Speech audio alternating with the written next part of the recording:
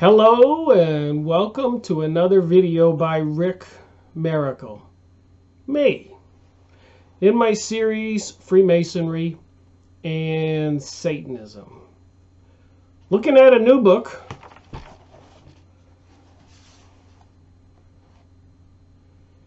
History and Destiny of the Jews, Josef Kastein. Published in 1936. 1936. I like the older books. History and Destiny of the Jews. So I was reading it. The previous chapter here called The Remnant of Israel.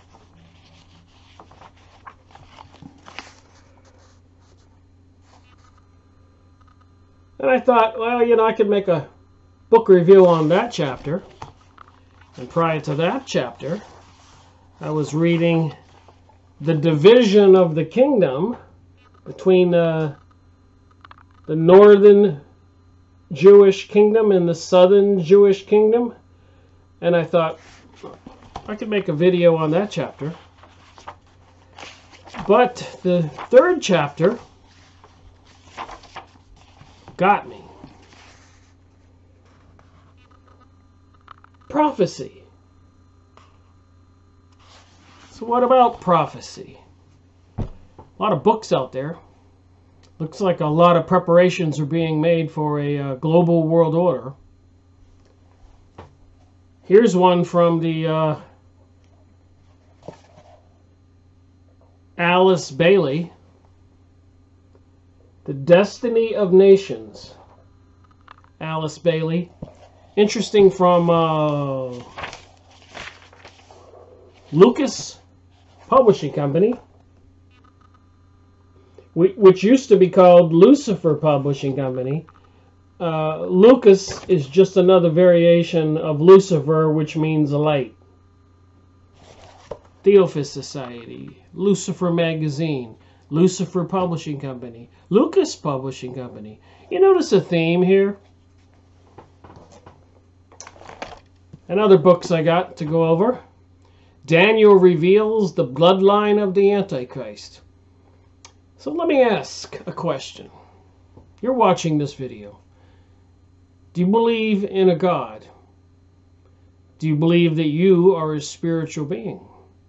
Do you believe there are spiritual beings that exist that are not in human bodies? Demons, angels, whatever you call them. Do you believe there are certain powers making preparations for a global world order?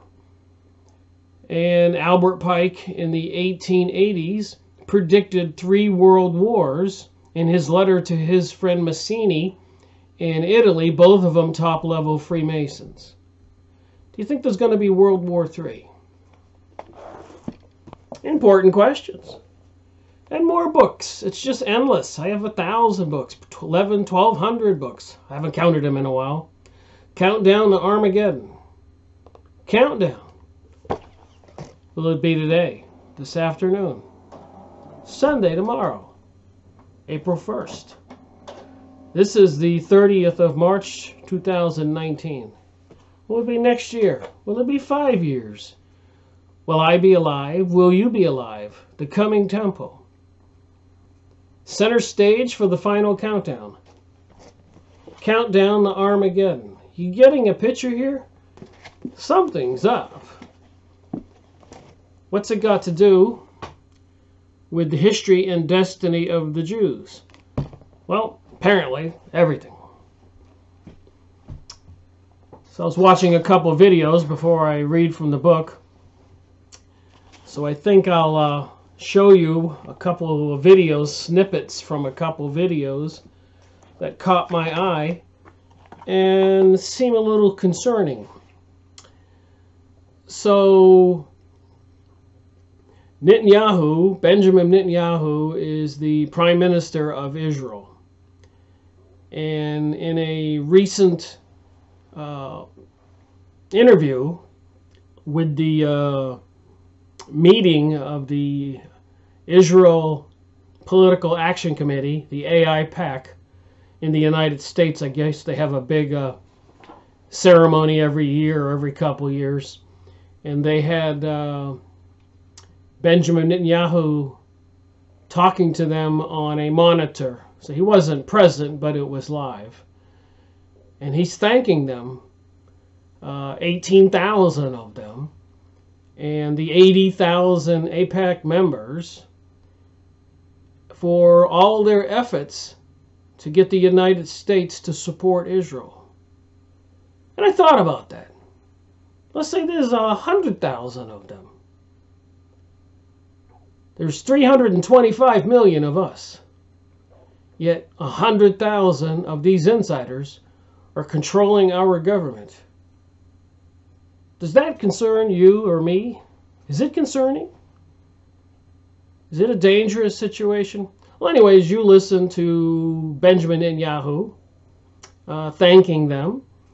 And I will play a little clip here.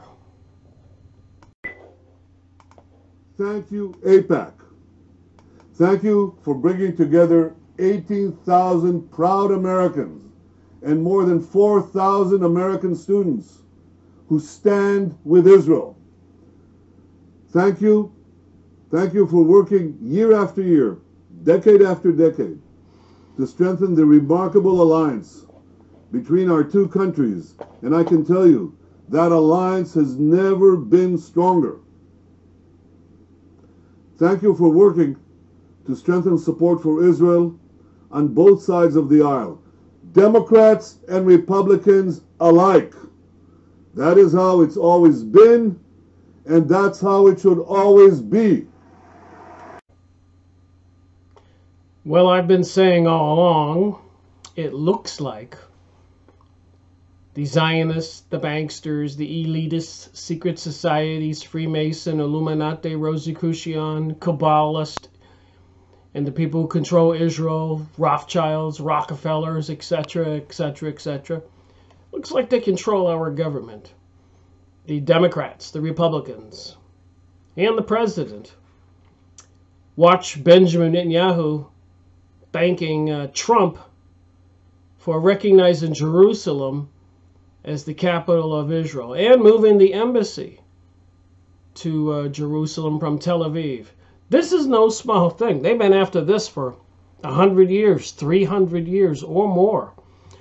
They brought us World War I, World War II, the destruction of the Ottoman Empire, the Turks and Turkey with the Sultan, to take control of the Middle East. No small thing. So Benjamin Netanyahu is thanking President Donald Trump. You think this was a prearranged thing? You think President Trump is into the Kabbalah, Zionism? Got pictures of him going to the Wailing Wall with the little Jewish cap on? Do you think we have a chance? Take a look at this clip.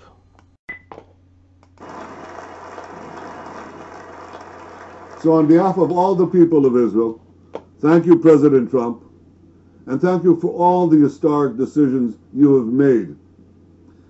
I'm sure you remember that in 2015, I went to the American Congress. I spoke out against the disastrous nuclear deal with Iran. In 2018, President Trump walked out of that bad deal. He restored American sanctions against the genocidal regime in Tehran that vows to destroy the one and only Jewish state. He recognized Jerusalem as Israel's capital. He moved the American embassy there. He put a great ambassador there, Ambassador David Friedman. You just heard him. And with Ambassador Ron Dermer, Israel and the United States have two of the greatest ambassadors on earth. Thank you, ambassadors. Thank you, President Trump. But that's not the end of it. Benjamin Netanyahu continues to thank Trump for other things. The Golan Heights. Apparently, more and more of the Palestinians' land is being given to Israel, which was the plan all along. You can go look up Greater Israel on the internet and see all the maps. But watch this little clip. Yesterday at the White House, President Trump again made history. He formally recognized Israel's sovereignty over the Golan Heights. Now that deserves enormous applause.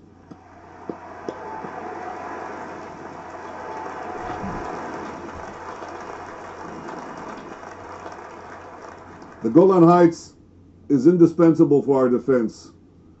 It's part of our history. When you put a shovel in the ground there, what you discover are the ruins of ancient synagogues. Jews lived there for thousands of years, and the people of Israel have come back to the Golan. Israel holds the high ground, and we shall never, ever give it up. Makes me wonder, who does Trump work for? The people of the United States or Israel? But then again, maybe that's a foolish question, because Israel controls the United States. Even Prime Minister Sharon of Israel said that in a heated argument in his Congress. And somebody recorded it, and it leaked out to the newspapers all over the world. And Prime Minister Sharon conveniently went into coma, never to have to answer for what he said. Israel controls America. Does anybody doubt that? All right, one more clip before I go to the book. And Benjamin Netanyahu is again talking to AIPAC, the Israeli Jewish Political Action Committee in the United States, about how apparently the Palestinians are launching more rockets into Israel, so they've had to viciously attack, and they will be relentless and make an attack like they haven't had in a long time. This is crazy. Even in Syria, it's on and on and on, and all the other things going on in the world. If all this is true, which apparently it is, Benjamin Netanyahu is saying it, do you think everything else I'm about to say in this video is true? See this clip. Good morning, AIPAC. Unfortunately, I'm not able to be with you in person because I returned to deal with the security situation in Israel after that criminal rocket attack from Gaza on our territory. We responded with great force. In the last 24 hours, the IDF destroyed major Hamas terrorist installations on a scale not seen since the end of the military operation in Gaza 4 years ago. Now, I'm just coming from a meeting with our Chief of Staff and our senior command. And I can tell you, we are prepared to do a lot more. We will do what is necessary to defend our people and to defend our state. So when you see everything that's going on in the news and threats of World War III, or threats against Venezuela, or threats against Syria, threats against Iran, threats against Russia, China, etc., etc., etc., please remember, there are books like this, an absolutely fascinating look into the major prophetic trends affecting our world in the new millennium. Revelation, Left Behind, Countdown to Armageddon, Paul McGuire. Daniel reveals the bloodline of the Antichrist. So do you think all these books are just fakes? The 1,000 books, 1,200 books, whatever I have. This is series 255. The Coming Temple. Center stage for the final countdown. Theophist Society publishing a book like this. The Destiny of Nations from the Lucas Publishing, Lucas Trust, which used to be called Lucifer. The Theophist Society, part of the foundation of the New Age material. And all of these, including the Masonic organizations, Freemasons, Illuminati, Rosicrucian, all of them are anti-Christian. Why do you suppose that is? What are they afraid of? So anyways, this book,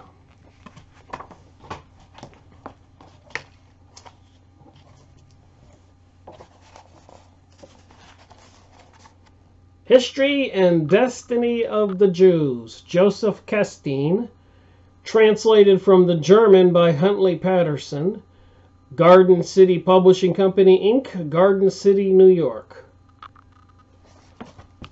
And I was reading it and I came across this chapter on prophecy, and I'm thinking about these books: Prophecy, Countdown to Armageddon, Antichrist, all this is part of prophecy. The Coming Temple, they even had a dedication to the altar for the temple. Why would they be having that ceremony for an altar if they're not going to build it? So apparently they are, and it's all part of prophecy. So, and I found prophecy in this book, History and Destiny of the Jews. I thought maybe we should read that and discuss it. Prophecy is the divination, acknowledgement, and perception of the moral obligation that man, during his sojourn on earth, should observe towards this world and beyond, towards God and towards his fellow creatures. Prophecy is the divination, acknowledgement, and perception of the moral obligation of man. This capacity to foresee is based upon the clear-sighted religious certainty of what the consequences of a denial of moral obligations can and will be. Such visionary knowledge must have a spiritual foundation. Dull ages are incapable of it.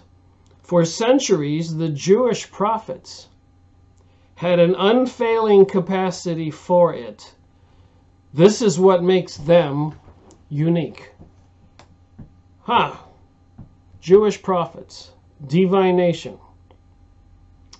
Prophecy is therefore a twofold phenomenon, consisting of a religious and an earthly factor.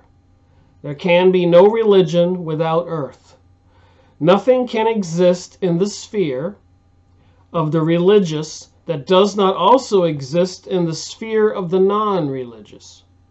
Otherwise, religion would be merely fictitious and not real. When we speak of religion, we must include the whole of life.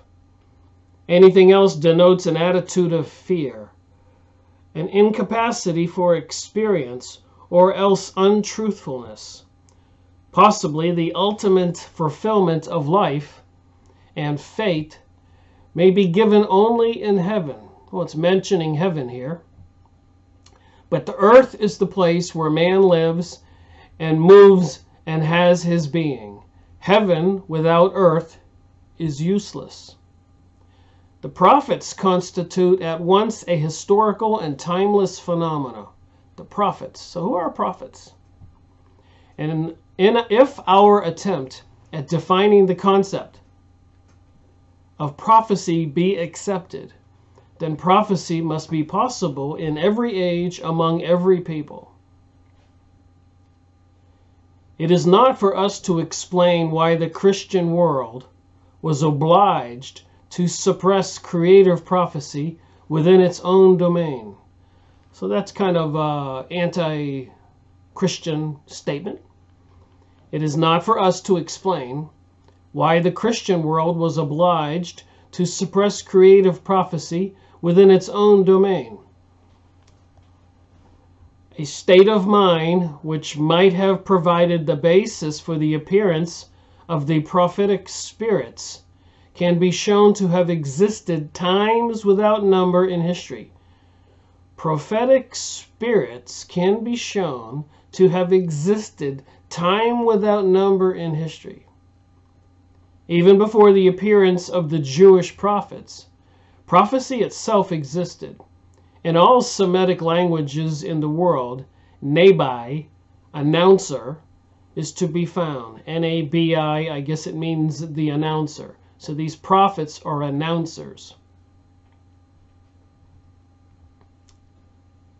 This type of man hails from a world standing in a much closer and more intimate relationship to nature, both in her sensual and supersensual manifestations.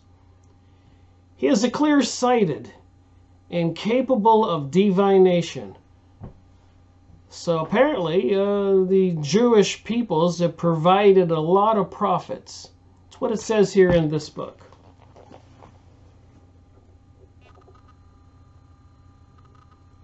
Their words. So these prophets are clear-sighted and capable of divination.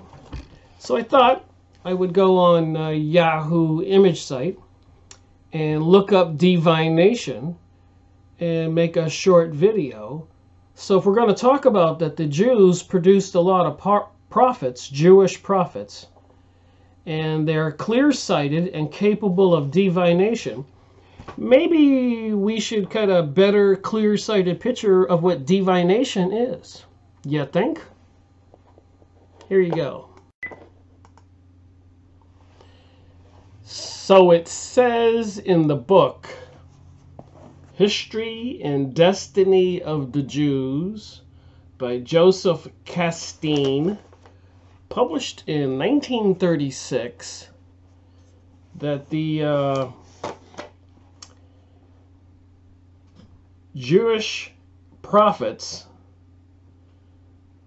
were clear-sighted and capable of divination.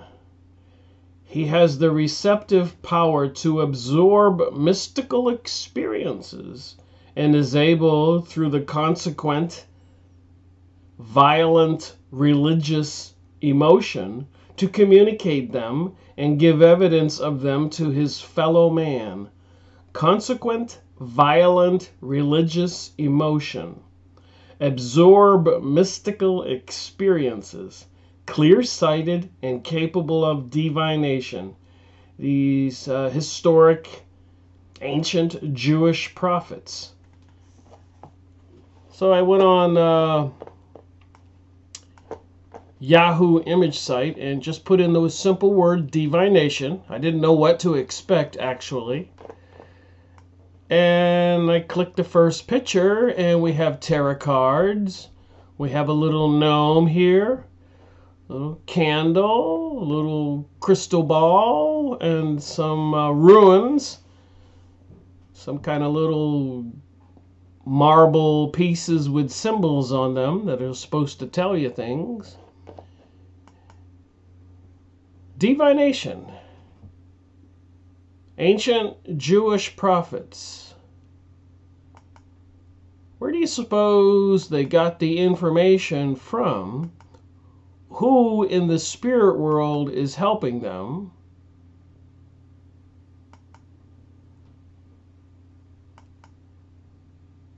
Astrology. Harry Potter. Talk about social conditioning. They target the children. Divination. Tarot cards. Existed throughout history. Symbols I see in the Rosicrucian and Alchemy and Kabbalah books I've gone over, like this. Symbols like this. Freemason literature, Albert Pike's Morals and Dogma.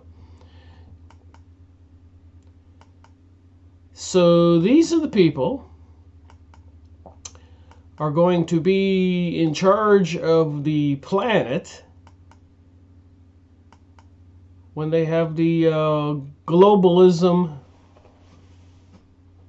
world order. How do you feel about that? Wow, look at this card here, tarot card, 8 of Swords. Has 8 swords, I guess, and serpent around one of the swords here, and a woman tied up, and a knife here, and a candle here. What kind of magic do you suppose this is? Look at this beast here on the tarot card. Looks like a monster demon. So historically, throughout the ages, the Jewish prophets were capable of divination. What does this picture tell you?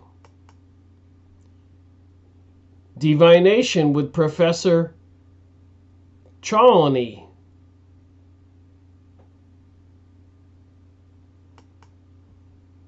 Here's some ruins, I guess, or some kind of mystical symbols on little wood chips. Complete book of divination. Your definite source of learning, predictive, and prophetic techniques. Richard Webster.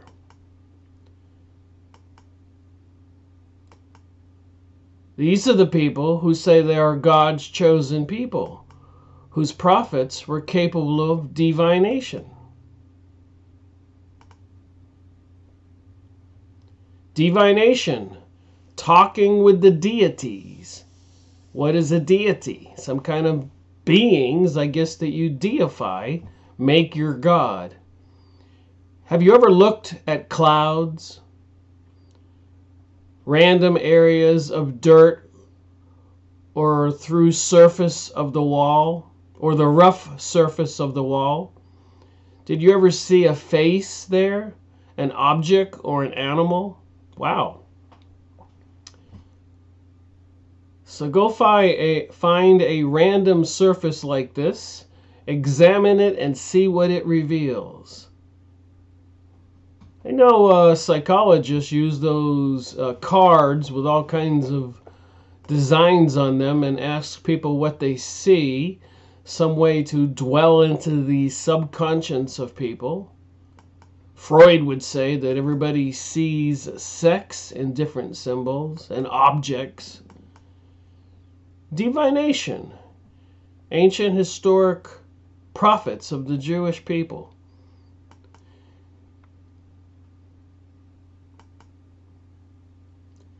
So look at this guy divining with some kind of symbols on the ground, and behind him some kind of deity, godlike figure. You suppose that's the God, the creator of the world?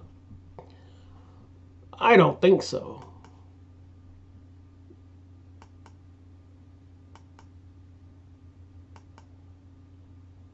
Divination, fortune telling, is a large part of witchcraft, and all hedge witches keep a range of divination tools on hand for clarification and inner guidance. Choose the ones to which you feel most drawn, from cards to runes. Tarot cards can help to resolve spiritual and mundane dilemmas. Runes are useful to help clarity in the underlying energy of a situation. Nature's spirit or animal cards help deepen your relationship with nature. Affirmation cards help initiate inner change. Always keep a set of cards or other tools for divination, such as a crystal ball, to hand. There's that five-pointed star on the top.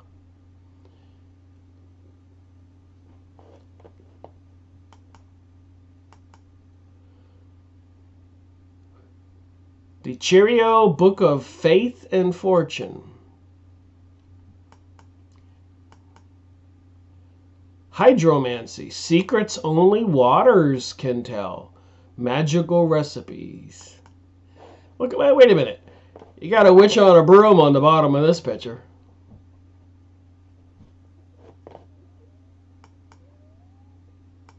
So you can go on Yahoo image site, put in divination, nothing else. And of course, off to the right, it has a link here. You can press. And it takes you to whatever website the pictures came from.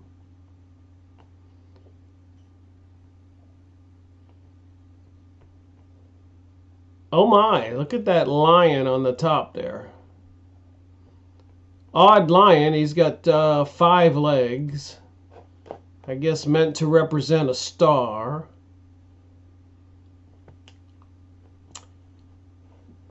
Oh my.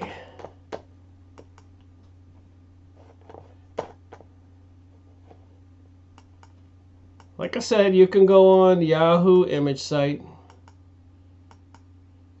If you want to get educated about the people who are seemingly in control of the world right now, controlling the banking systems, the education systems, the economic systems, the electric grid, the power companies, sewer companies, taking over the farming, genetically modified foods, dumping chemicals in the sky, weather warfare, geoengineering, population reduction. We don't know because they don't tell us.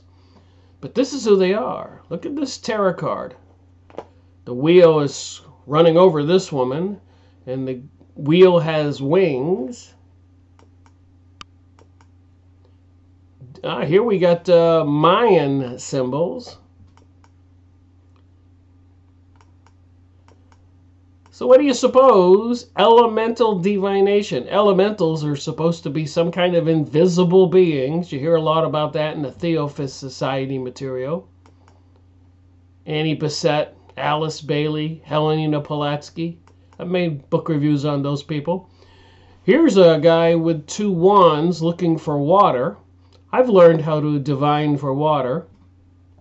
So to some degree, I'm not saying that divination is necessarily evil, but I suppose some of the symbols here suggest to me people use it for evil purposes. Here's a witch's symbol. Here's a magic wand, I guess. You got some horrific looking pictures in this divination. Yes, the internet is quite a tool. The internet is quite a tool. Never before has all this information been available to people. There's a pendulum, a Ouija board. A lot of people are into this stuff, but also, interestingly enough, possession is on the increase. So people who communicate with these other beings can sometimes become possessed. You open up a doorway for these beings to enter your mind, to take over your body. Apparently in America, possession on the increase by some kind of beings in China, Brazil, Ireland, Italy. Oh my. Oh my.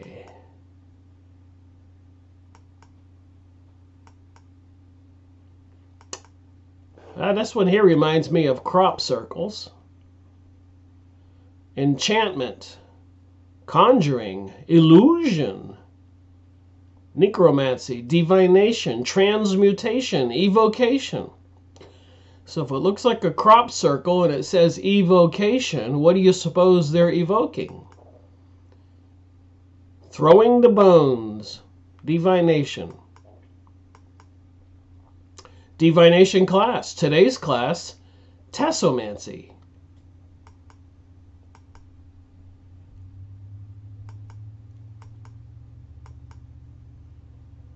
All over the world, there are people into this magic. Crazy? You think? You too can go on Yahoo, and look up images and plug in divination and learn all this stuff. And what do you think? So what did you think of that? These are the people who are in control of the planet, that plan on ruling the planet with the global world order. And apparently resistors will be beheaded, people who defied the Noahide laws they passed in secret in the United States. 1991, President George Bush Sr. Oh my, so much more. You've seen the videos, the clips in this video earlier, and my other videos. So these prophets, clear-sighted and capable of divination. Back to the book. He has the receptive power to absorb mystical experiences and is capable through the consequent violent religious emotion. Violent religious emotion. to communicate them and give evidence of them to his fellow man. So he's communicating with some kind of deities and passing that on to his fellow men. But whereas among other nations, prophecy gradually degenerated into the stock and trade of a sacerdotal guild, and in due course therefore petrified and disappeared, in the atmosphere of the Israelites and Judaic culture, it continued to develop in accordance with the potentialities of its representatives and its own expression and inner meaning. So I guess they became very proficient at sorcery, witchcraft, if I'm seeing this correctly. Among these people, prophecy was not connected with any particular office. The prophets formed a group unhampered by any social or religious limitations and enjoyed no privileges either of rank or birth. Of the majority of them, hardly more is known than the birthplace and their social calling, agricultural, cattle rearing, etc. Out of obscurity they sprang, and into obscurity they vanished. These prophets. Their personalities were nothing. Their office, everything. Even those about them regarded them only in this light. When they recorded or conveyed their message through divination, deference was paid, not to the man, but to what he said. So the people were listening to the messages from some unknown deities by these people practicing sorcery, i.e., I call it witchcraft, so we can further understand it clearly. We all know what a witch is. And these people are into the Kabbalah, Illuminati, same religion of all the secret societies, mystery religion of Babylon, so-called the Whore of Babylon. And it's in here, all these things. And it is for this reason we find side by side in the records pronouncements from various quarters all mixed together without hesitation. Among them there is undoubtedly much that was uttered by prophets whose names and personalities are now quite unknown. So all these prophecies, the people who gave them to the world or gave them to the Jewish peoples, those people are now, many of them, unknown. Well, that's nice. We got all these prophecies from these unknown entities by all these people practicing divination. As the temporal and earthy and the supertemporal and religious are all factors in prophecy, it is obvious that the individual prophets must have differed from one another, that they must have expressed themselves differently and exerted a different influence according to the time and place of their appearance. Well, that makes sense. The different prophets had different personalities and presented the information differently. But the Jews were collecting all these prophecies from these entities from another invisible realm, from these people who could communicate through divination, the many different forms of divination. Nevertheless, in view of the many characteristics they have in common, it is possible to speak of the evolution of prophecy, if only because it grew in proportion to the distress and needs of a particular age.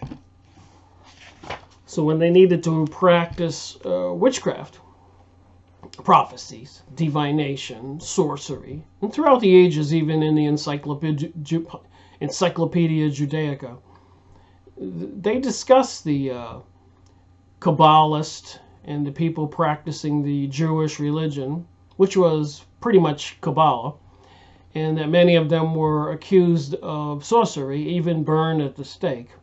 And apparently wherever they went for a couple thousand years, their religious practices and their religious attitudes and teachings and rituals caused them to be banished, exiled, massacred, burned at the stake, policed, harassed, persecuted, prosecuted.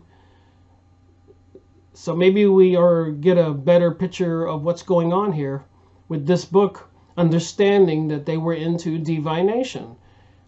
As it says in the History and Destiny of the Jews. And you see all these other books about Armageddon.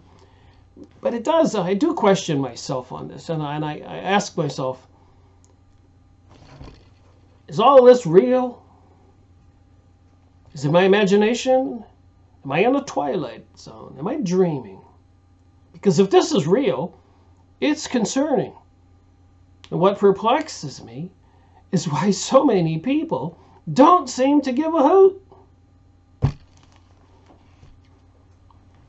Maybe they want some excitement like World War III, Armageddon, nuclear holocaust, being Mark of the Beast, living in an environment like a Hunger Games movie. I don't know.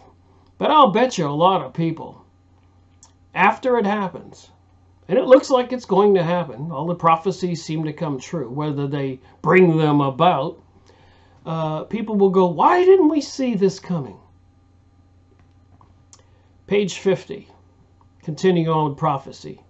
The prophecy of Deborah was still simple and primitive, and can be summed up in the desire to see the people united in a theocracy. The people united in a theocracy. So Samuel's prophecy reveals a multiple vision. He was a soothsayer and an ecstatic. So I saw the word theocracy, so I thought I would go to Yahoo image site, plug in theocracy, and see what the pictures showed me. And I was a little astonished. So why don't you see this video about theocracy. And you've already saw the one on divination. So keep all this in mind. And the videos at the beginning, the clips I showed with Benjamin Netanyahu, pretty much telling us that we have internal organizations, the AI PAC, and Democrats and Republicans, and even the president, all doing Israel's bidding, and it's all part of these prophecies. Let's see this clip on theocracy. So I'm reading the book, page 50, History and Destiny of the Jews by Josef Kastein, 1936, and it says here, the prophecy of Deborah was still simple and primitive, and can be summed up in the desire to see the people united in a theocracy. Samuel's prophecy reveals a multiple vision. Theocracy. So I thought I'd go on Yahoo image site and take a look at what the word theocracy is on the Yahoo images. It surprised me. Here's a serpent. Theocracy. Theocracy explained. Look at this rabbi with the square box on his head. You vote and God decides. What is a theocracy?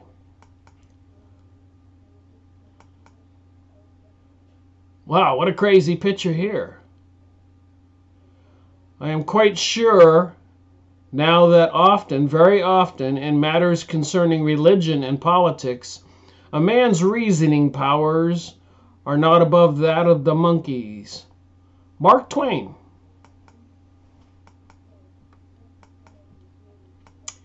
So the historic ancient Jewish peoples were into divination, and through divination they have a theocracy to unite the people.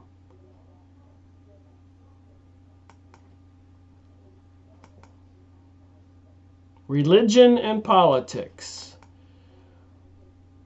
Theocracy watch.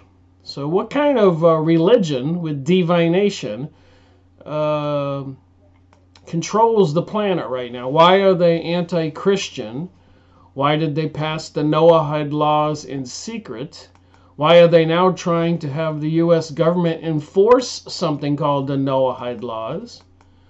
What kind of theocracy wants to destroy our democracy? Looks like this goes back a long ways. Theocracy. No democracy. We want just Islam. Massacre those who insult Islam. Behead the man who incites our religion. Shahara. Behead those who insult Islam. Certainly are dividing the world, and if you divide the world, you conquer the world. So who's the conquerors causing all the division?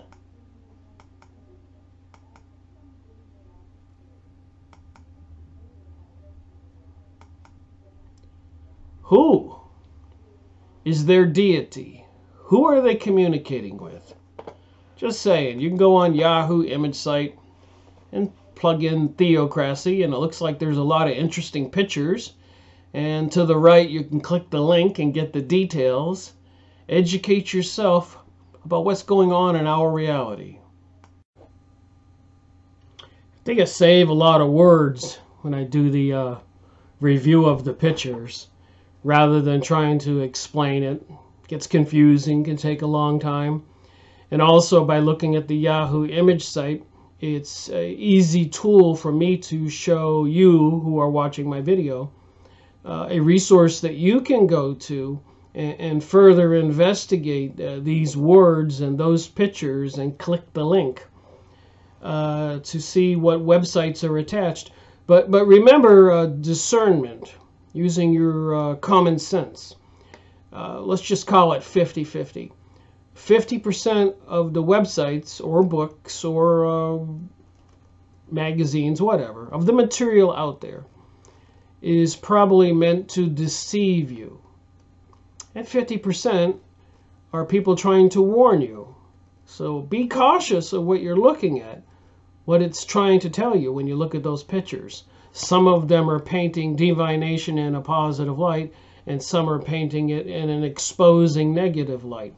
I personally think that some kind of divination or shamanic tribes were the priest of the tribe, and the American Indians, the Hopis, the Mayans, all over the world, Aborigines. They had these witch doctors that could go into a trance and go into the invisible realm and get remedies for cures for illnesses or solutions to tribal problems. Yeah, the priest would take peyote, ayahuasca, and different kinds of drugs all over the world, go into a trance and go into the other world, get the information, and come back to this world. So in some sense, divination and theocracy in its different forms may not be evil, but I think that the people who are keeping it secret in these secret societies where they swear oaths of threat of death, like in the Freemasons, if they divulge these things to the rest of us, that's where I call it black magic, sorcery. And these people want to do it for political gain and power and control over we the people. And apparently they're into Satanism and other decadency, satanic rituals and sex with children and human trafficking and so much more. It's actually quite bizarre and ugly, in my opinion. So what it mentioned here was Samuel's prophecy reveals a multiple vision. So far we've talked about divination, theocracy, and so I went and looked up Samuel's prophecy. I mean, what did I know? And it was quite revealing. And he had a multiple vision. He was also a soothsayer and an ecstatic. So let's look at this video where I looked up the words Samuel's prophecy. Just a little information, FYI. See this clip. Oh my. So I decided to look up Samuel's prophecy on Yahoo image site. And the results were kind of astonishing. So if you know anything about history, you know that the Jewish people, the Zionist Jewish people, wanted to rebuild their ancient kingdom of Judea. And they wanted to build it in the Middle East, where Israel sits today, and a lot of other countries that have been destroyed or are being destroyed, like Syria, Iraq, etc. And you can go on Yahoo image site and find pictures of a greater Israel extending from the Iraqi Euphrates to the Egyptian Nile. So they wanted to rebuild their ancient kingdom, fulfilling some kind of prophecy.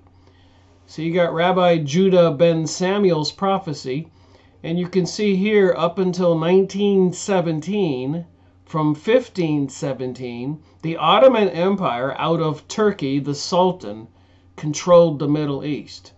And with World War I and World War II, they managed to destroy the Ottoman Empire so that they could gain control of the Middle East.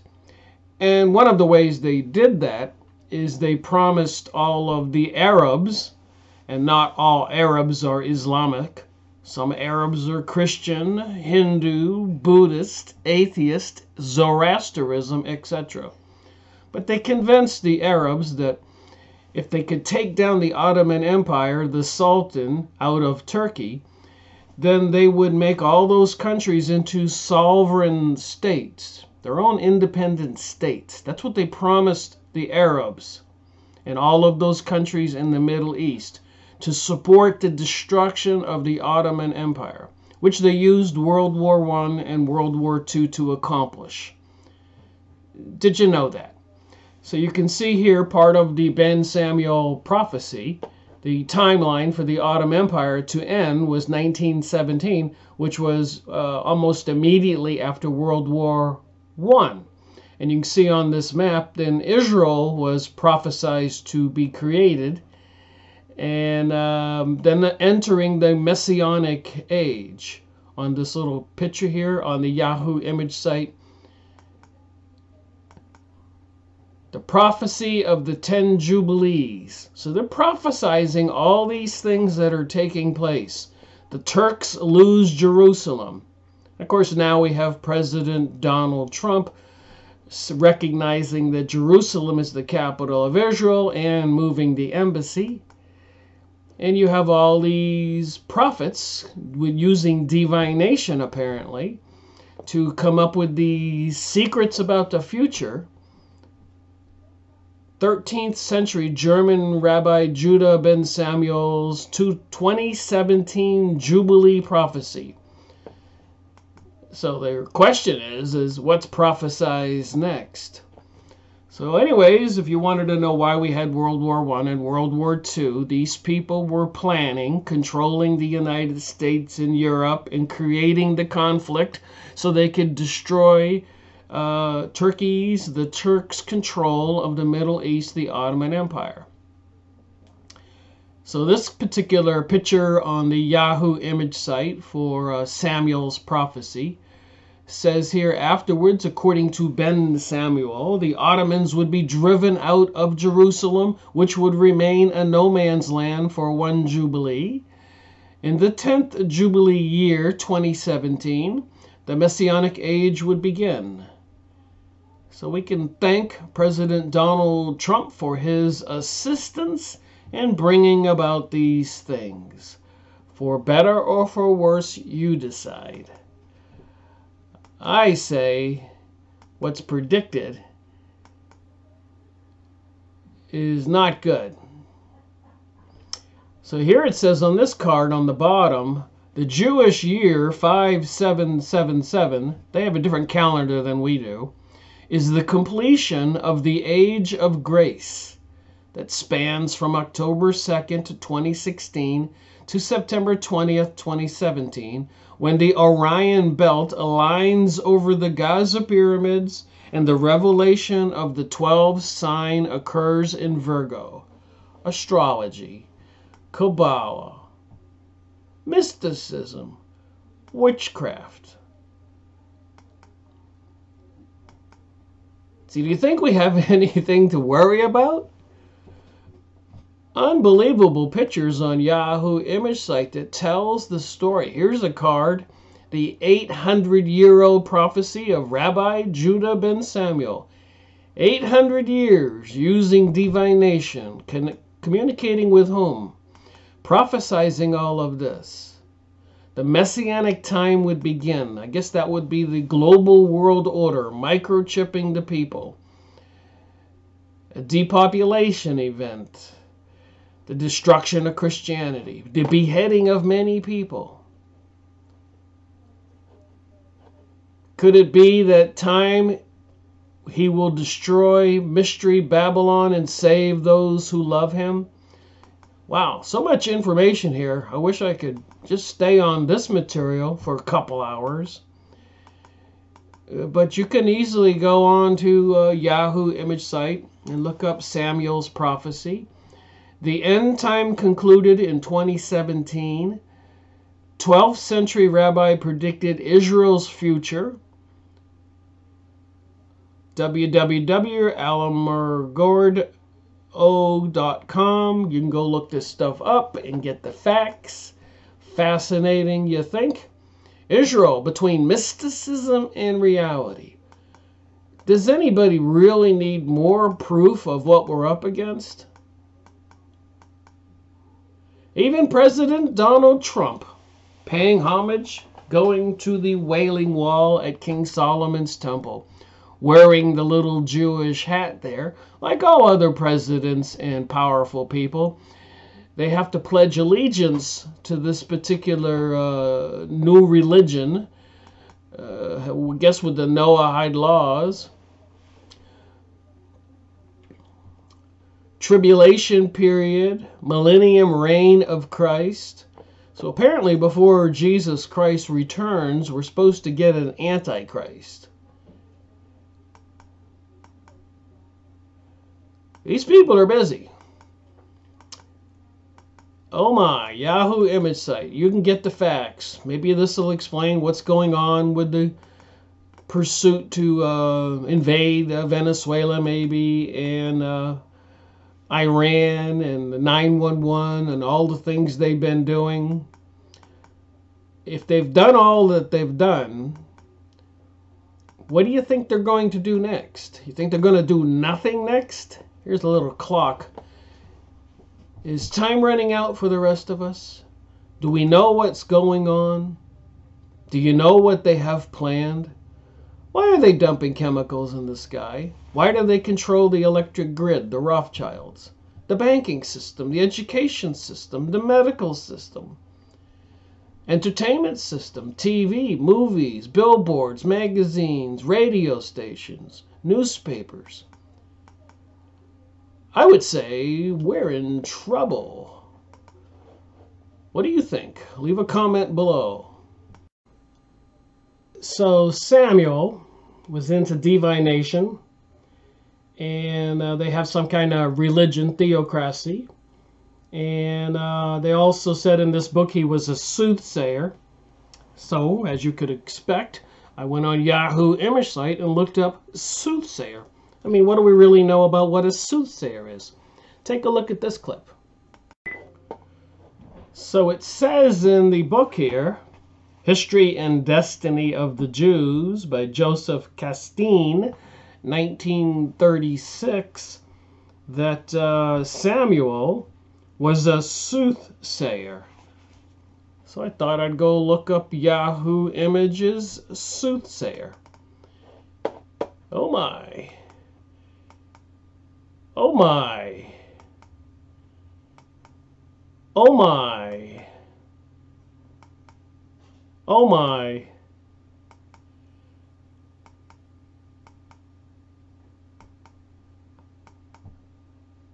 All-seeing eye? Divination? Some kind of deity? Oh my. How revealing is all this? Hellraiser? Soothsayer?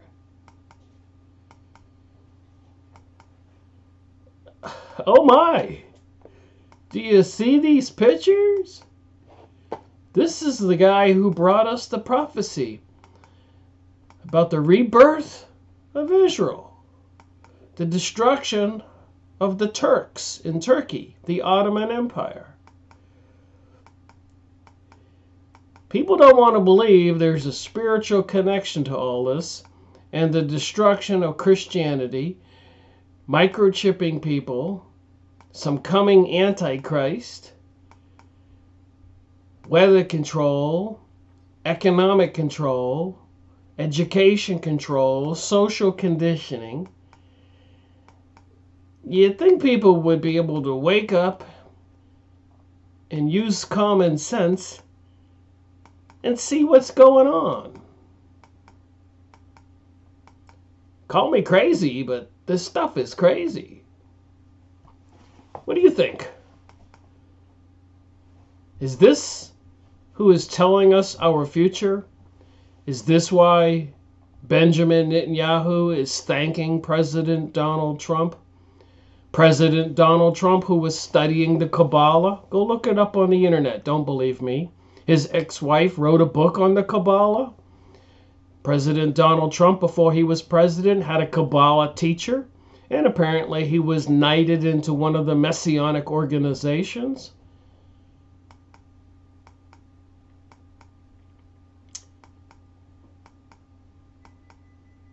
What do you think? Do we have anything to worry about?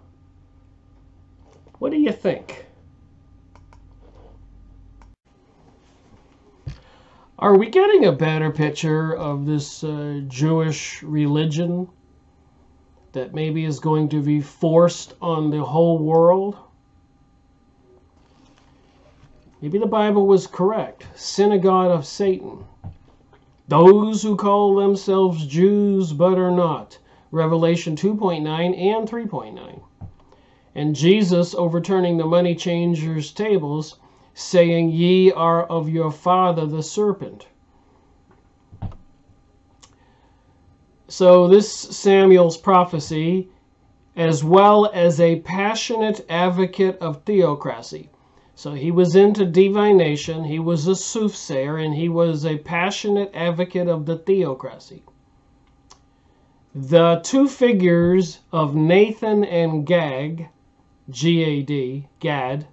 who appeared in the reign of David, are more shadowy, these different prophets, while that of Elijah and Shilonite is somewhat more clear as a man of political influence under Solomon.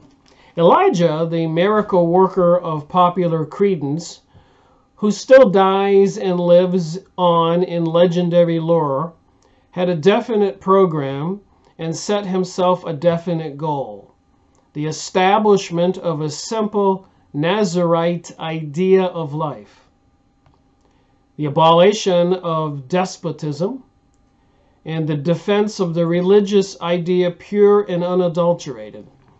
His successor, Elisha, combined all this into a single definite political aim: the destruction of the house of Omri. So they had different leaders who became kings, and many times they became kings because they were in charge of the army, and they would help conquer the enemy so the people would make them a king. Well, that didn't bode well for a lot of people, because the next leader of the army would use the same tactic. He would win a war and he would declare himself or get himself elected king, and the last guy who was king, they would annihilate, eliminate, murder all of the family members, so that whole house of Omni would disappear. It happened over and over in the Jewish history, that somebody came to power generally through military pursuits. A grander conception was elaborated in the 18th century BC by Amos and Hosea of Samaria, and by Isaiah and Micah in Judah. All the prophets based their activities on the same fundamental principle: the ideality of the relationship between this world and the world beyond, between actual existence and its meaning, and between existence and the significance of existence. They recognize that a life which is merely vegetable is unworthy of humanity. Furthermore, they saw that even when the attempt is made to lend weight and significance to life through the contemplation of a deity, a God, there will always be the eternal conflict between bare existence and a life in which the deepest springs of human nature are unloosed. The deepest springs of human nature are unloosed. Does that mean they're looking for somebody that's completely insane and crazy and wants to conquer the world? Just reading and thinking here.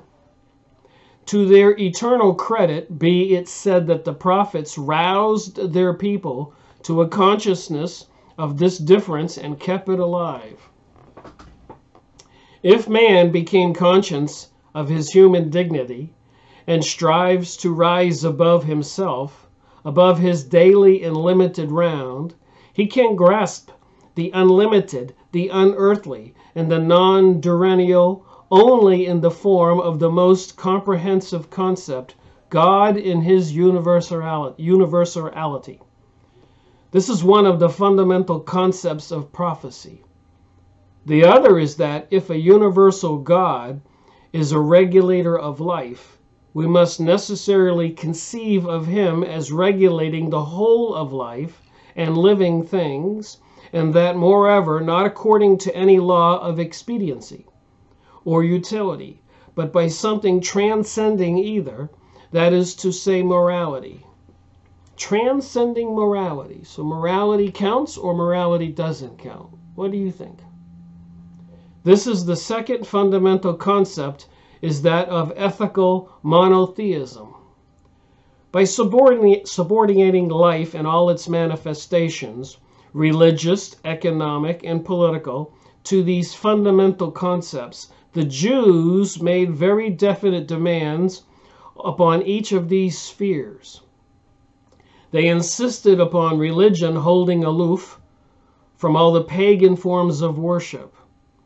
This amounted to something more than merely drawing a superficial line of demarcation between their own people and those about them.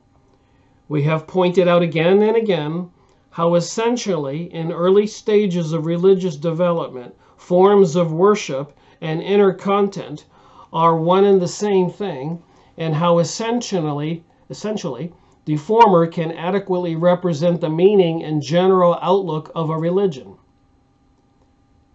The meaning of strange forms of worship can be summed up in every variety by magic phenomena, in innumerable grades of exorcism. Wow.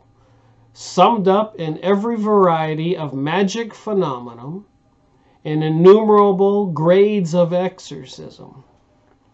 So when you have to have exorcism, that means somebody is possessed by some kind of spiritual demonic being.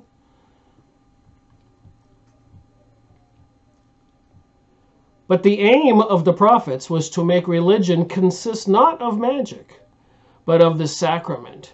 In magic, the deity is exorcised, evoked, and implored, and flattered, and discreetly threatened. And the magic rite is performed subject to the understanding that fulfillment or reward will follow. Oh my.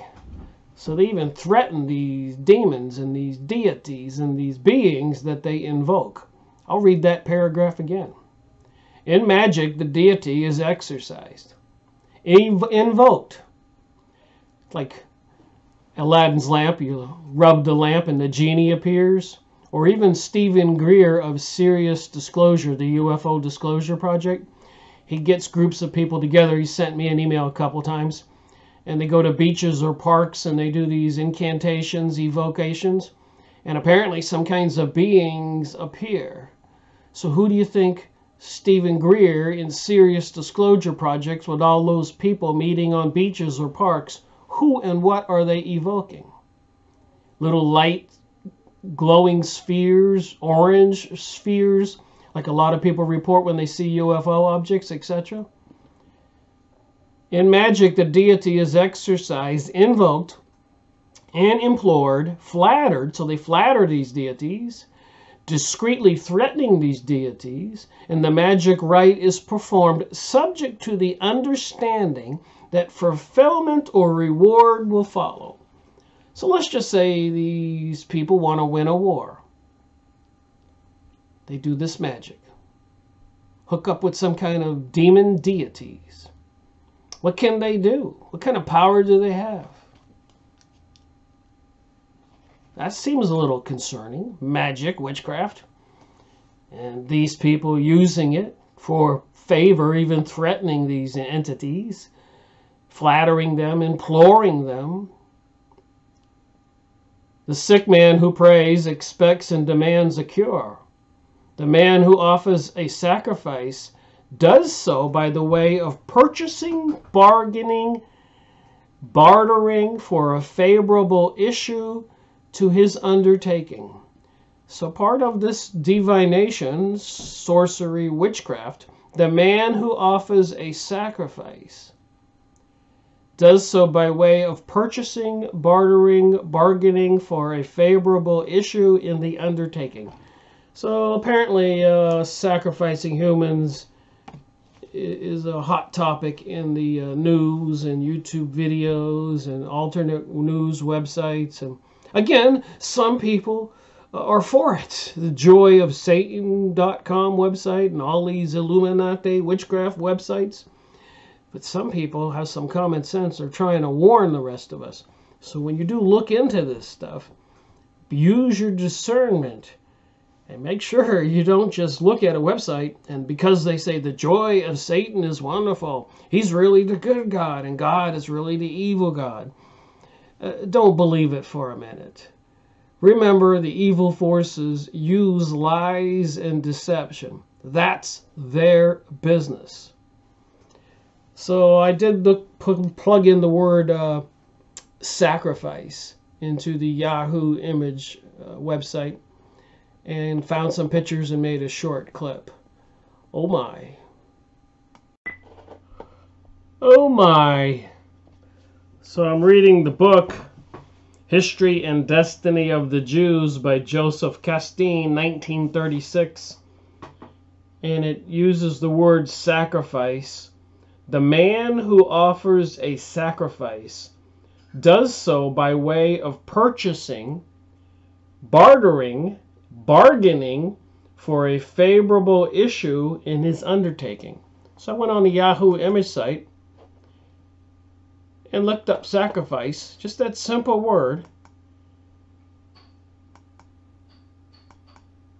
and got some interesting pictures. Sacrifice.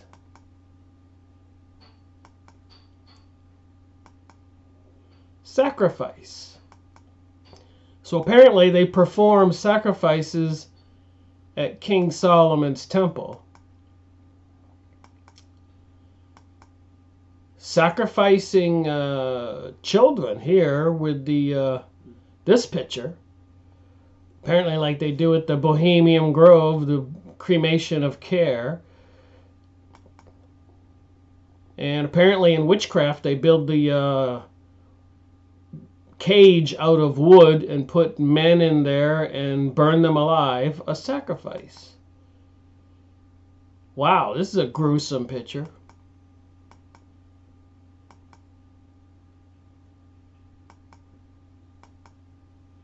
So I just went on Yahoo image site. I didn't really preview this. You're seeing what I'm seeing for the first time. Here, clearly, they're sacrificing a human. Sacrificing this man, Jesus on the cross. Is this what this is? Here's a kind of a weird monster.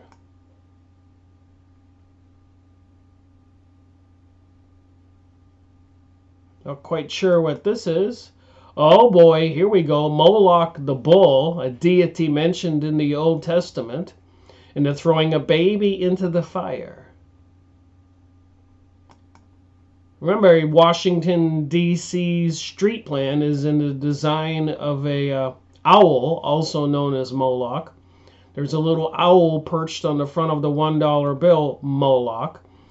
Sandy Hook shooting, the journalist went on TV with a picture of an owl, Moloch, with the children being sacrificed. Just saying, using common sense. Oh, here's one with a picture of the Mayans holding a heart from a sacrificed man. And on these pictures, as I keep saying, you can click the link on the right and get the details. What kind of insanity is looming in our future?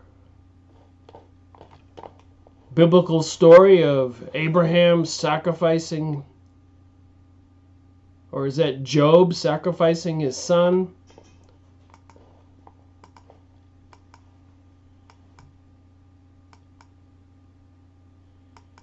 Look at this.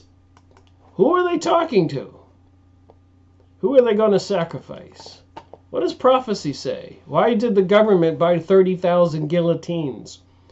Why are they trying to have the secretly passed Noahide laws in 1991 under George Bush Sr. enforced, and anybody who's accused of heresy, saying bad things about their deity, or wanting to believe in Jesus Christ, who they would declare is a false savior. If you still believed in Jesus when they do enforce the Noahide laws, apparently the punishment is by beheading. It's all crazy, but apparently it's verifiable. You can go look up the words for yourself. I believe that's the last of my clips for this video. So I have a couple pages to try to finish up. So I'll try to do a little speed reading and see if I can get these pages done in the time I have allotted.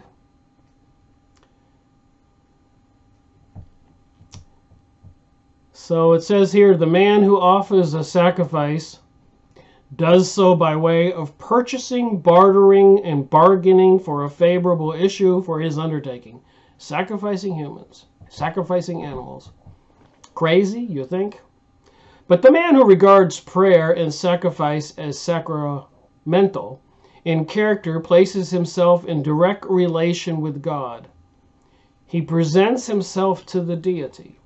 So whoever this God deity is, when they sacrifice something, apparently they place themselves right in direct contact with this deity and waits its readiness for something to happen to him which has not yet taken place, but will occur as a result of the submission to this God. It says to God, but I'm wondering what kind of God it is. It's obviously not the God that I think of.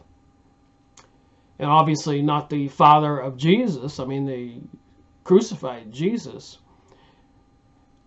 Every sacrifice which had become petrified into a real ritualistic form represented what, in the language of the prophets, was called lip service. That is why they were opposed to the rite of sacrifice in general. So they were opposed to the rite of sacrifice in general. I would think they would be opposed of the rite of sacrifice, period. But then again, I'm not into Kabbalah, sorcery, witchcraft, Illuminati, secret societies, Rosicrucians, high-level Freemasons, and all these other organizations and their private parties and abducting people and sacrificing them, and pedophilia, sex with children, sacrificing children. It's been in the news. Even in the last presidential election, there's so much bizarre information out there. Apparently, it's real. They propounded the principle, not sacrifice, but sentiment. And this is what the prophet proclaimed to the people when he said, "Your new moons my soul hateth. I hate and despise your feast days, and I will not smell in your solemn assemblies. Though ye offer me burnt offerings and meat offerings, I will not accept them, neither will I regard the peace offerings of your fat beast. Take thou away from me the noise of thy songs, for I will not hear the melody of the viols. But let judgment run down as waters, and righteousness as a mighty stream. This makes it readily comprehensible that strained relations due to the intensity of the spiritual feeling should have existed between the prophets and the priest, and that the prophets should have contested the rights of the priest to instruct the people. So you got priest preaching, teaching their religious rituals, and you got prophets bringing messages from some kind of deity. Apparently a little bit of competition there. But his very office, by his very office, the priest was bound to forms of worship. He was not in a position to inquire into the nature of the spiritual attitude held by a man who wished to bring him a sacrifice. He was, in any case, obliged to offer it, even if its object was to secure some magic result. So they're going to sacrifice something for a magic result. But the prophets made it their business to influence the spiritual attitude of the sacrificer and of the religious man in general. They strove to overcome the right by means of the idea. This tendency involved the adaptation of the old popular customs of a higher meaning, their modification in thought and interpretation, and their endowment with fresh spiritual associations. Thus the various festivals, which had heretofore been merely broccoli jollifications, became days of religious and national commemoration. The amulets and the talisman, those little lucky charms they wear or hang on their doors, became symbols of obligation, while the Sabbath became a spiritual holiday, forming a break in the routine of daily work. But all of this transmutation of festivals and symbols would have availed nothing if the prophets had been incapable of making the people understand the unifying spiritual reason for it. They reminded them of the covenant which had been made between them and their God at the very beginning of the historical religious development. Wow, so they made a deal with God, and the prophets have to remind them of that. What do you think? Is this the religion of the future that will be forced on the world? All right, continuing on. But if they now represented this God as a universal deity, common to all the world, and all the peoples of the world, it seemed inevitable that the belief of the Jews regarding their position as the chosen people must be dealt a mortal blow. Yet the contrary was the case. Amos reproduced it to the briefest possible formula. You only have I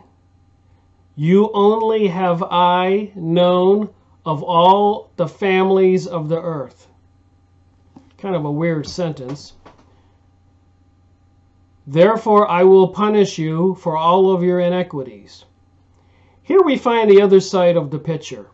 The idea that the practice of noblesse oblige was incumbent upon the elect, emphatically expressed, and the prophets never ceased to demonstrate the effect of this principle on every action of the individual as well as of the community. Nothing that a man could do was a matter of indifference or of no consequence in the light of good and evil. Everything was inextricably bound up with a moral order with God and with justice, or whatever the concept might be. And thus no historical event could be the work of chance or accident. And thus no historical event could be the work of chance or accident. History was big with meaning. It had a meaning. Above all, it meant that man could determine and mount his own destiny. By his spiritual attitude, his spiritual orientation, the destinies of the world were as good or as bad as the spirits of the human beings inhabiting it. The destinies of the world were as good or bad as the spirits of the humans beings inhabiting it. And this has remained true to this day. So as good or as bad as the spirits of the human beings inhabiting it. By filling the minds of the people with such ideas as these, the prophet succeeded in establishing a reasoned and coordinated Weltanschauung, whatever that means, in the place of a panic-stricken adaptation to a certain accepted order. Thus, the Jews were the first people who regarded their fate not from the standpoint of national supremacy, but from that of moral harmony. Wherever they encountered disharmony in the moral sense, they seized upon and condemned it. Whether in daily life or in the individual or in the community, wherever they found it in social or in political activities. The logical outcome of this was that, as believers in a universal God, they passed prophetic judgment on the fate of foreign nations also. So they were passing judgment on foreign nations also. And this they were entitled to do. According to this well-known author, published in 1936. I don't know if that was the original publishing or the translation. They did not exclude other people from the blessings of a harmonious existence. I will pour out my spirit upon all flesh. I will pour out my spirit upon all flesh. So apparently, if you believe in Jesus and you accept him as your Savior, you obtain the Spirit of Jesus in your self. Apparently, we are three selves: the higher spirit, God, Jesus, or demons and fallen angels, Satan, Lucifer. And of course, so you get one or the other of those. And the other two parts of you, or I, would be our individual spirit. And then, of course, our physical being, our computer brain, and our memories of this existence. So we can choose to have the Spirit of Jesus, of God, the Holy Ghost, or we can choose to have that of Baal, Satan, Lucifer, Moloch, and sacrifice humans to these beings.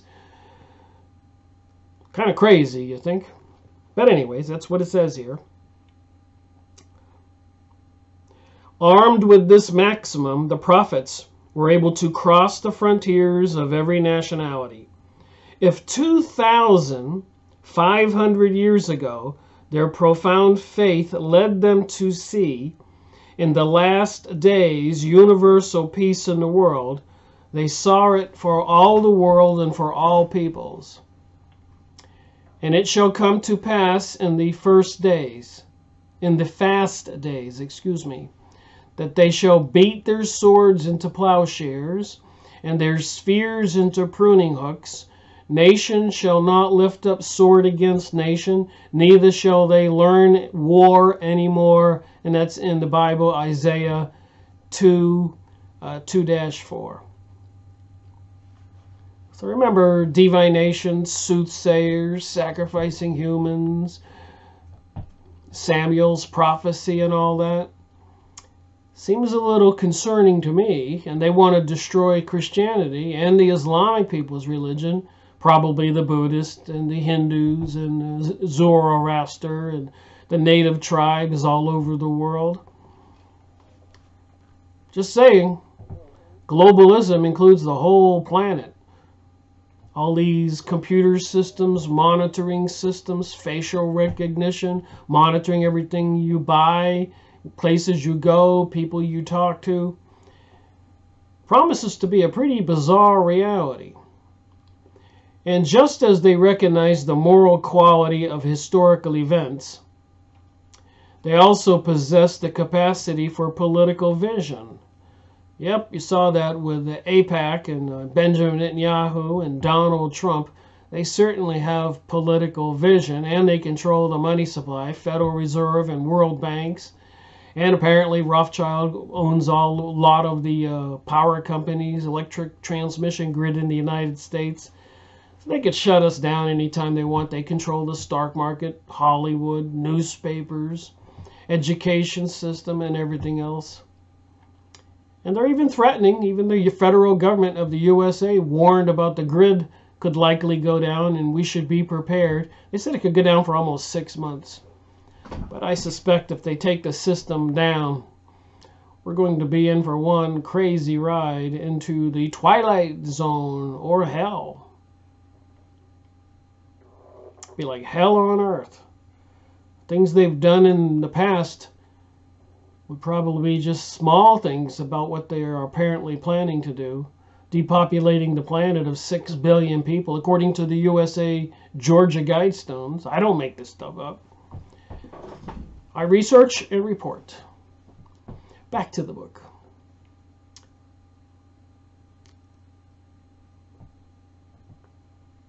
As they exercised it, if not always with success, at least with a stubborn persistence. So they possessed the capacity for political vision, and they exercised it, if not always with success, at least with stubborn persistence. I'll give them that. They've been persistent. What did it signify that not all they predicted was fulfilled? All that mattered was that they were the consistent expression, the true incarnation of all that was immortal in ideas and ideas among the people. They were not so much the people's oracle as their innermost flame of endeavor. No people can produce a whole race of ecstatics. I guess that's like people who are prophets, who can see the other world, ecstatics, unless they themselves possess the gifts of ecstasy. This Jewish ecstasy does not lie in action. It is rather a capacity for enduring or being obliged to endure. Not one among them wished to be a prophet. One and all had prophecy thrust upon them. It spoke within them. So apparently they were possessed.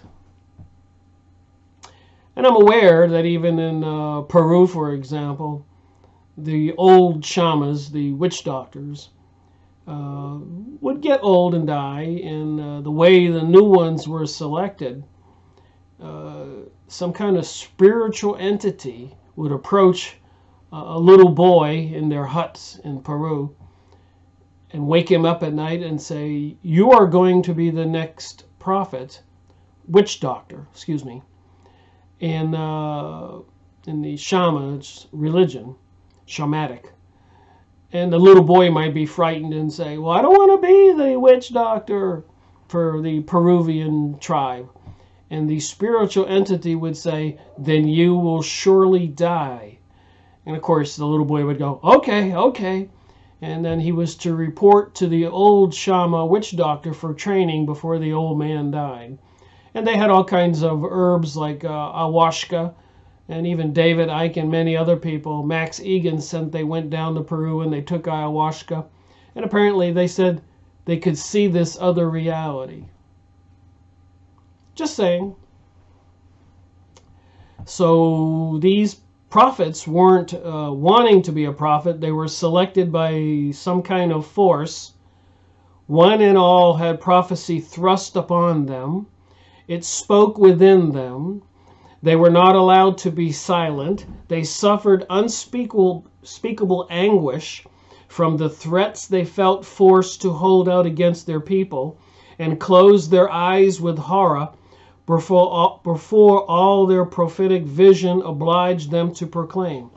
So a lot of these prophets did not like to proclaim what they were being shown. So what do you think? It's Jesus' Father's world, the God, the Creator, the Holy Ghost? Or is it a more malevolent, sinister kind of God that we're talking about here? I know a lot of people don't want to think about it. But apparently, with the things going on in our world, it has everything to do with what is going on. These people are serious. Human sacrifices are being made almost every day. Even Jeff Rentz was talking to Jordan Maxwell. He's quite famous. And just off the cuff, Jeff Rentz said, "Jordan, you don't really think they're still sacrificing people, do you?" And Jordan Maxwell said, "Yes, here around, I guess Hollywood or LA, here, the hills around here, they're doing it every day." And there's a lot of evidence that these satanic forces are alive and well and very active. Go look it up on the internet, or things going on. Even when they tried to put the Archway of Baal in New York and London, Baal was another name for the devil. And later on, I found out through UNESCO, the United Nations Education and Science Department, they were putting up 1,000 archways to Baal, B-A-A-L. And even in this book, since I've been reading it, the Jews were punished many times for Baal worship, B-A-A-L. So if they were putting up these archways of Baal in New York and London, and later on to UNESCO, 1,000 of them all over the earth a couple years ago, I guess the old religion is back, and God punished the Jews for Baal worship thousands of years ago, and apparently they're still doing the same thing now. And even that statue of the devil in Oklahoma, Detroit, Arkansas, wherever they have the 10 Commandments on display in a Capitol building, they got to bring out this satanic entity with the horns hugging children. You can't make it up, but you can look it up. To a far greater degree than the judges, they were officials in the theocracy. So I showed you what their theocracy pictures were on Yahoo image site. It was not left to them to exercise their influence or not as they pleased. So these prophets couldn't say what they wanted to. Apparently these beings, these deities they called God, were watching them and torturing them in unspeakable anguish, it says here. They were called and they obeyed. That's kind of crazy to think about it. These people into these types of religions, these other demonic beings are watching them, controlling them. I thought to myself, are these people in control of nuclear facilities, nuclear missiles, submarines? Can they declare war? Will they plan a war between the U.S. and Russia and China and Iran? What kind of beings could possess men to do these kinds of things? In the case of other men, strength lie in action, and with them it lie in yielding. Hundreds of years after their time, people were still able to live on this strength. For hundreds of years, this strength, regarded as the manifestation of the divine, and the sayings of the prophets were treated as revelations from God. So what are these beings? What if they were some kind of elementals or pixies or Palladians or aliens or whatever, communicating with the people with telepathy, whatever, spiritual beings? Even Nikola Tesla said on stage he wasn't the genius everybody thought he was. Some kind of entities or information was given to him. He was seeing visions and hearing voices and having dreams. So through Nikola Tesla, we have electricity and wireless and microwaves and all these insane weapons they're preparing to use on humanity and are using on humanity. They have these microwave crowd control trucks with big microwave dishes on the top. You can look it up. That they can beam it at a whole crowd of people and microwave them. And they're now installing these microwave transmitters every couple houses, every street, every highway, everywhere. Can they just zap us whenever they want to with all these computers that can track us wherever we go? There'll be nowhere to run to and nowhere to hide. And apparently this stuff is their religion I'm reading in this book. Oh, well, it is what it is. This was a well-recognized author. This is a Jewish author. I have to look more into him. Josef Kastein, Josef Kastein. That's a Wikipedia search there. Or maybe in one of my Encyclopedia Judaicas, I could look him up. Even to this day, Christianity turns to Jewish prophecy to justify its existence. They say things like that, and I think to myself, not.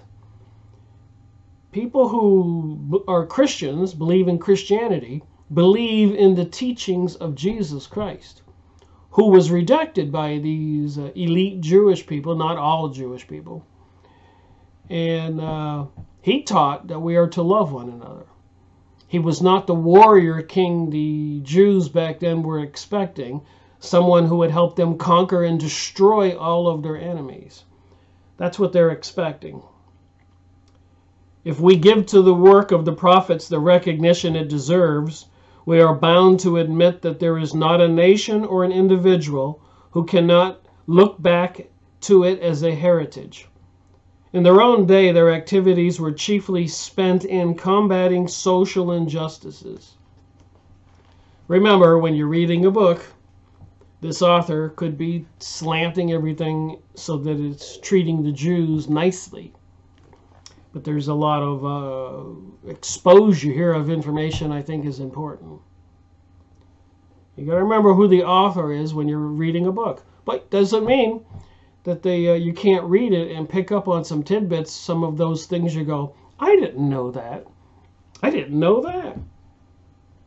Prophets, divination, sacrifice. This they did with a severity and frequency that would seem to indicate that the community in which they lived was the most corrupt that has ever existed or was ever likely to exist. So whenever they moved into a community, they fought with viciousness on the so-called social injustices.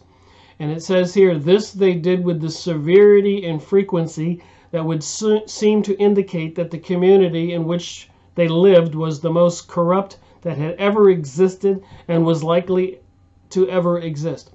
So true, in the encyclopedia it does say they are pro-revolutionaries. Whenever they move into an area, they try to go wherever they can gain an audience, like the poor people, and get them to rise up against the wealthy people. So then they get destroyed, the wealthy people and the poor people, and apparently these people wind up controlling everything.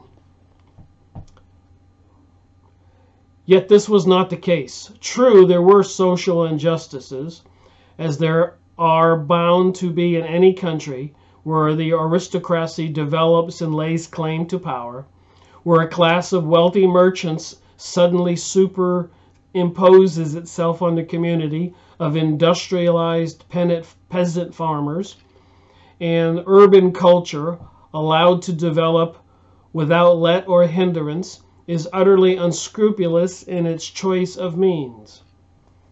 So true, in fact, a lot of communities, you can always find these rats who take control and power and try to force their will on all their subjects.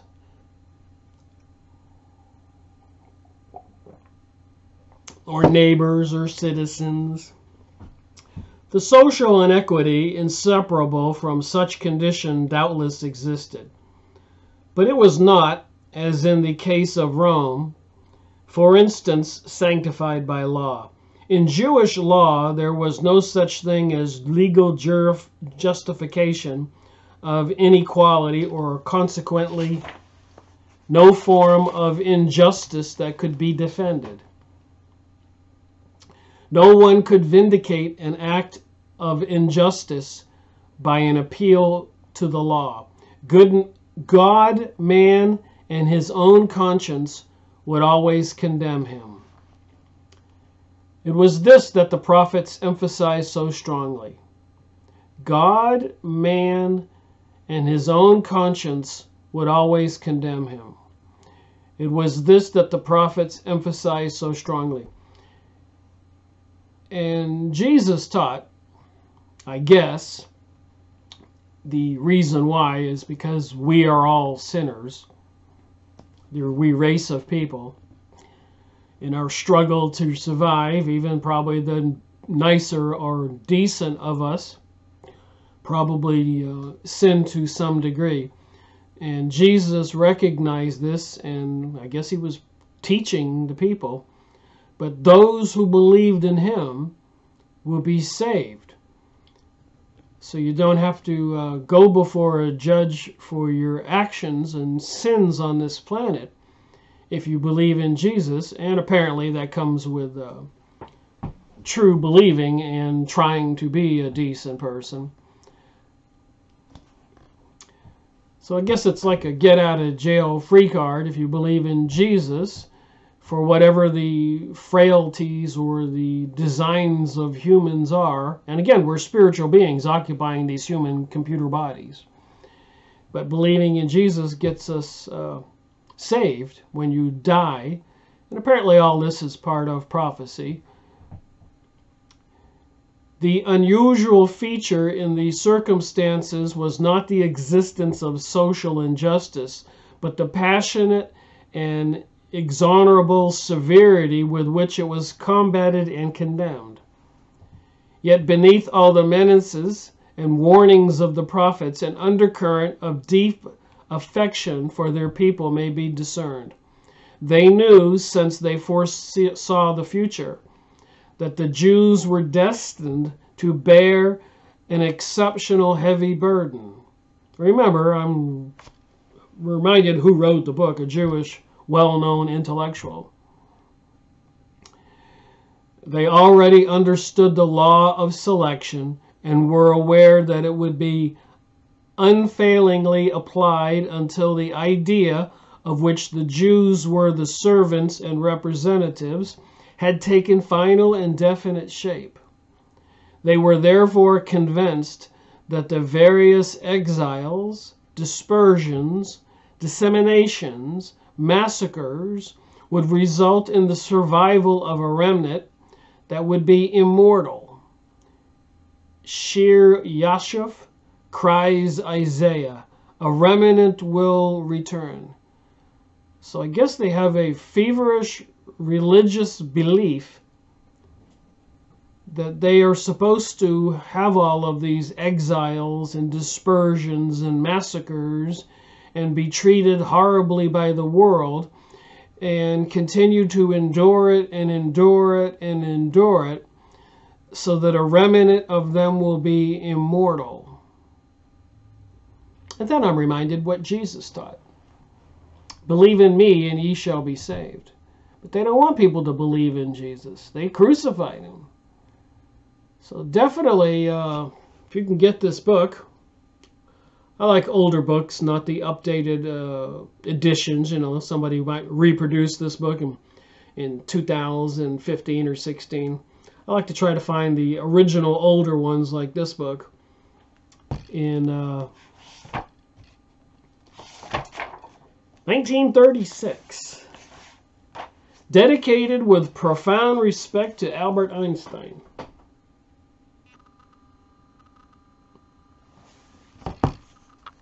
Albert Einstein might have not have been the most decent guy either, according to some of the things I know. So the contents of this book, guess I got a long ways to go here. I was reading some chapters and came across prophecy and said, well, that ought to make a good video.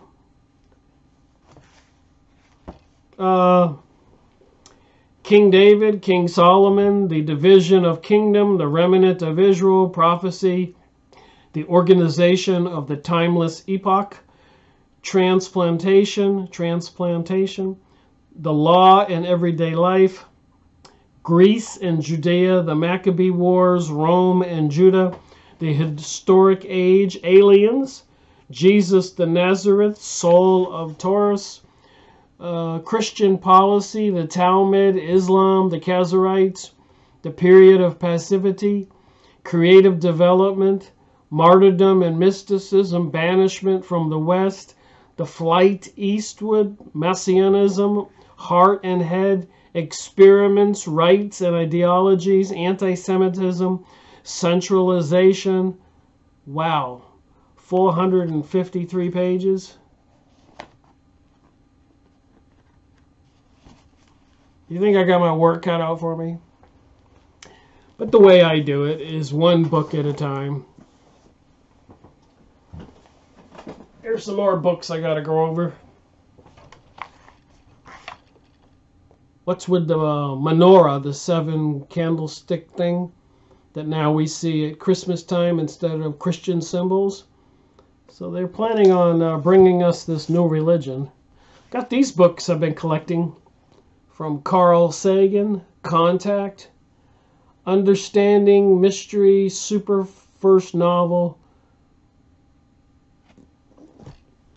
Carl Sagan, The Dragons of Eden, Speculations of the Evolution of the Human Intelligence. Another one I got by Carl Sagan. Comment. Carl Sagan and Duran. Looks like an interesting book about comets.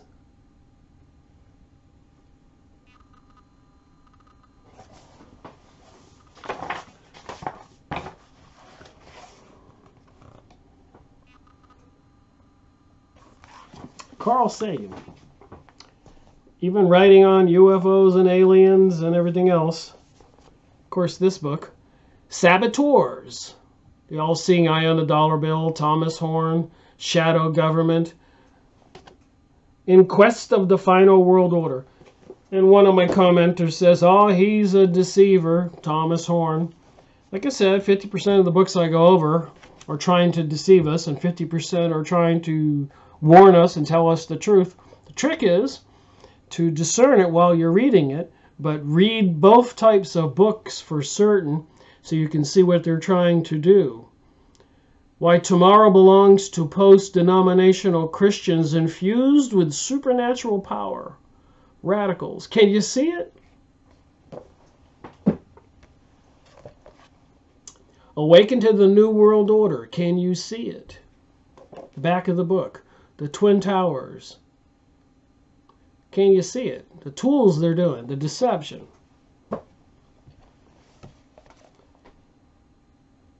Remote viewing, psyche, and anomalous perception.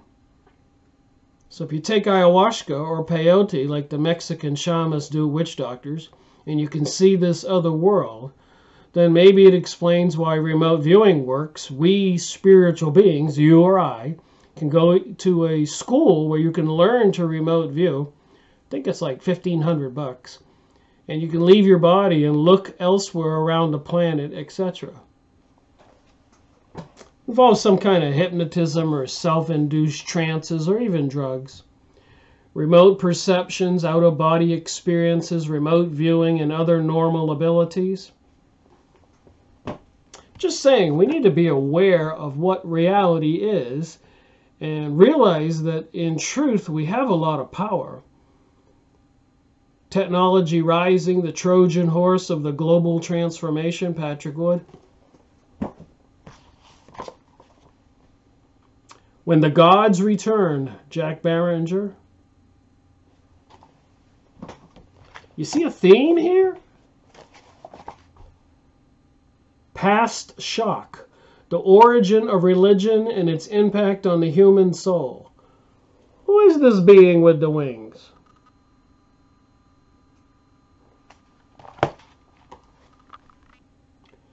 Mysteries explored, the search for the human origins, UFOs, and religious beginnings. There's a lot of people convincingly making videos saying that some beings from another planet came here and created we humans and mixed us with some animals with some of their DNA. Or that Christianity was just created a few hundred years ago and used to deceive us and control mankind. And if you watch those videos, they're quite convincing. But discernment is the key. You have to be grounded in what you believe and kind of see what they don't want you to believe. And if they don't want you to believe something, I suspect that's probably the truth. Thank you for watching my video, Rick Miracle reporting.